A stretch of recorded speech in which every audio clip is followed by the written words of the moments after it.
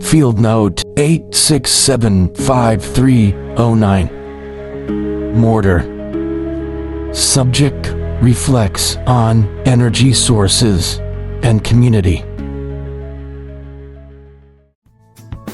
It's not just the answers, not just the quotes. It's life in the margins. It's time for CluffsNotes. As I sit here in my living room, I'm looking at our fireplace that's next to me, and it's made up of these large river rocks.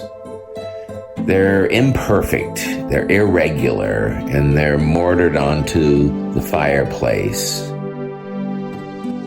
What really makes it all blend together is the mortar filling the gaps between them. And I realized that I need an episode like this, where I can give you some of the mortar to fill the gaps between the stories I've told you. Make sure that what holds them together is clear, because I don't want anyone to fill those gaps with their own assumptions. So I want to make very plain and clear. There was deep, earnest beauty in my church family and my spiritual life. When I eventually left, it was not because I was running from something terrible. The struggle was inside of me. I was trying to stay in integrity with the world as I came to understand it. And much of the world that I was in was great. My life today is built on that foundation that was laid with Laverne and our church families. Dinners, hospital visits, late night porch talks. We would have prayer circles, funerals, road trips, Bible studies, vacation Bible studies for the kids, worship, laughter. There was just purpose. These were all real.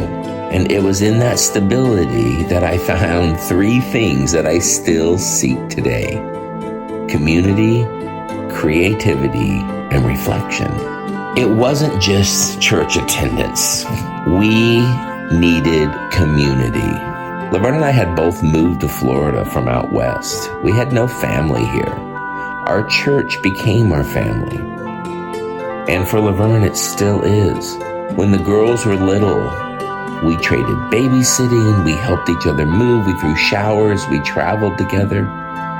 I remember one mission trip, we went to the Czech Republic with 10 people, and trust me, it was like traveling with a family. And it was such a powerful, wonderful experience that the next year we brought our daughters. The need for connection, human connection, transcends cultures and doctrine. Our church family was our community, and I am so thankful for it. Another piece that I got in this journey was creativity, especially through music. I never even thought of myself as creative. I just thought I had to create things, but I never thought of it coming from a creative place. The opportunity to create in this journey was incredible.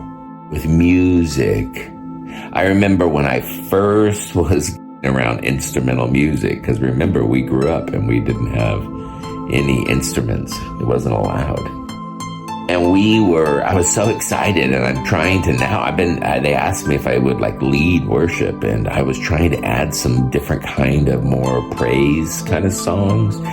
So I remember copying all these songs and giving it to Jill, who is on the piano, and she's has her master's degree and all this. And I copy these papers and I put them in front of her, and I'm like, can we just go from one song to the next?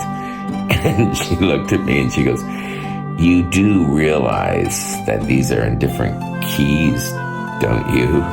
And I just looked at her with this kind of this sheepish grin, and I'm like, is that a bad thing? I don't know what that means. I've grown a lot since then, but creativity was just a part of that journey, and I loved it. And then they also, like I said, reflection has always been a part of my need, but it came out in so many wonderful ways, with whether it was worship, whether it was journaling, whether it was prayer, whatever it was. They weren't just rituals. They were moments for me to stop and try to make sense of life. What does this mean now? Do I still believe this? What do I carry forward? So I was always trying to be reflective about the areas that I was willing to face. Even when Laverne and I left the church that we grew up in, it wasn't in anger. It was part of our own reflective process. So we realized we had to find some place that was more aligned with what we believed.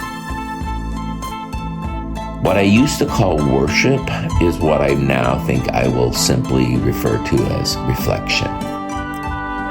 And I think as humans, I believe we all need it. So this episode, well, it's not about why I left at all. It's really about what held me there.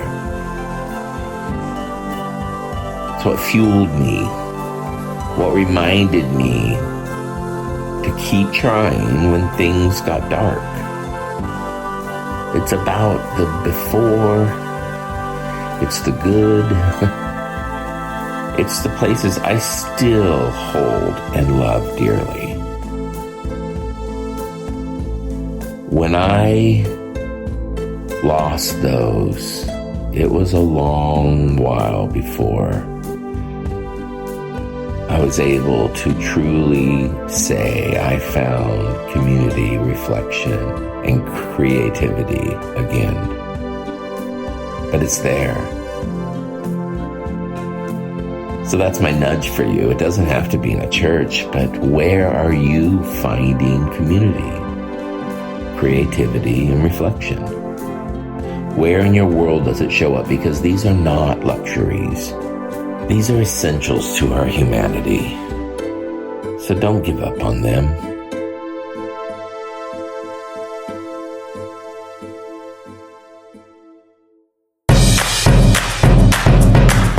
All right, preschool Papa, I'm here to remind you big humans. Do you ever notice how little humans light up when they feel seen? Maybe when you're watching and they catch your eye. I love when Harbor Ray has lost her own little world, and I will just sit and watch her for a long time until she finally turns and notices Papa staring at her, and I just laugh. I then join her world and ask her questions and talk about the things that obviously are fueling her. I try not to control it, but I just wonder about it. And I think when we big humans highlight those things with little humans, it builds joy. It's reason to celebrate. It encourages them to continue. And you know what? We big humans, we need that too. So pay attention to what lights you up. Give it some focus. Be curious. Because they just don't know.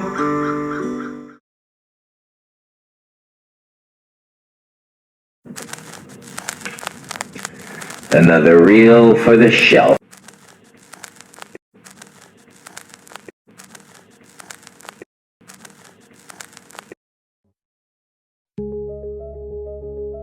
Field note 4321. Community, reflection, and creativity continue to ground the subject. Their pursuit remains essential.